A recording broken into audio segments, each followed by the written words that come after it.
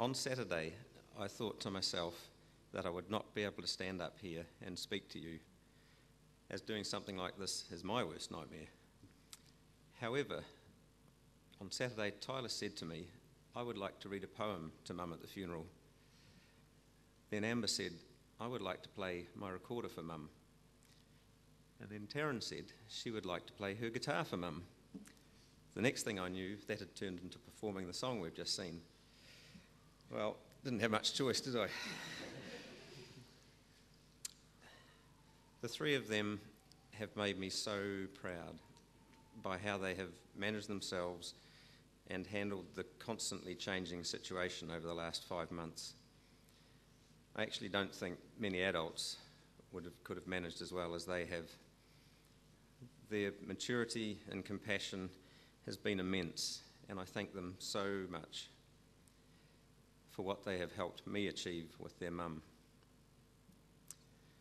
There is one other person I need to thank more than any other, and he is standing right beside me. He's not going to be much use to me after this. Which is where he has been since the day Ali became ill. Without Sean's commitment, strength and guidance, I could not possibly have cared for Ali as well or for as long as I did. Every day I had with her has been remarkable in its own unique way, and I thank you for the sacrifices that you and your family have made for mine. Having 3 sisters and 2 sisters-in-law, it feels good to have a brother. I would also like to thank you for all your support and for being here on this very special occasion celebrating Ali's life. Before she left, she asked me to thank each and every one of you for what you have done to help our family through this incredibly difficult time. She would be overwhelmed by the number of people here, as well as horrified that it's all about her. Her whole life was spent diverting attention away from herself, and that continued throughout her illness. Right up until the last moment, she was embarrassed and couldn't understand why so many people were queuing up to help her in any way that they could, and she constantly felt unworthy of it. She deserved it. You and I know it would be hard to find anyone as worthy as her.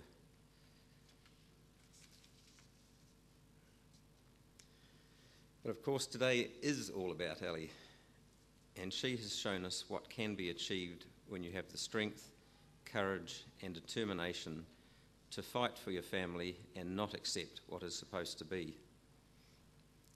I know most of you didn't get a chance to see her since December when she became ill, but because of her constantly changing condition and how she felt about it, she preferred to spend every available moment with the family.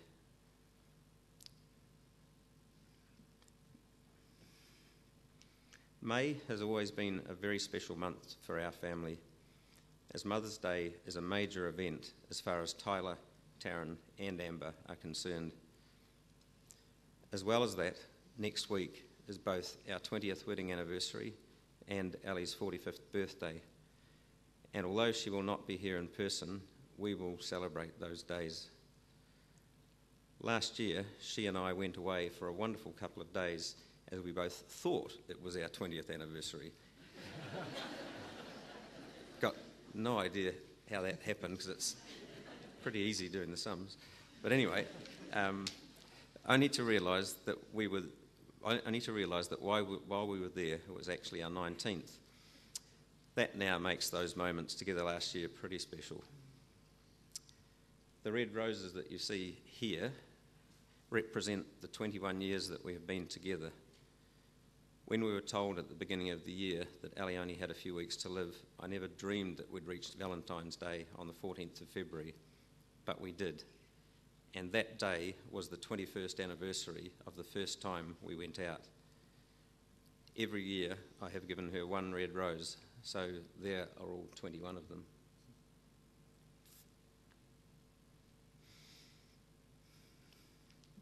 It's hard to believe that day was so close to not happening. I bought a rose in the morning with the intention of going straight round to her place and giving it to her, but I was too nervous to go. I changed my mind about a dozen times during the day, and even when I had convinced myself to go late in the afternoon, I sat in the car out the front for about an hour. I finally went to the door, but as Pip said, I chickened out of taking the flower with me. I actually gave it to her later that evening. How could I even contemplate not having a go is beyond me when I see all those photos up there. But anyway, fortunately I did.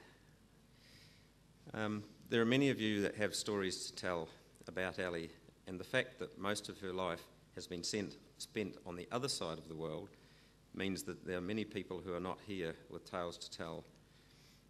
We are creating a website where we will be posting pictures and stories about her. It will be available to anyone who wishes to either view or add to it. There's also a memory album out in the foyer. I would love you all to take a page and add any thoughts or memories you have of her if you wish to. If there was one thing that we would both like to say to you all, it would be, don't waste the precious time you have with your families and treasure every moment with them. They'll make you laugh and they'll make you cry, but don't waste a minute.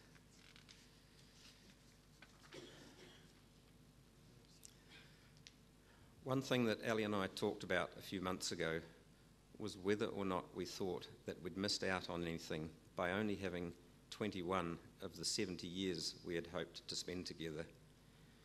We both felt that we had achieved what most couples take a lifetime to achieve, and had experienced a love and friendship that could not have been any greater.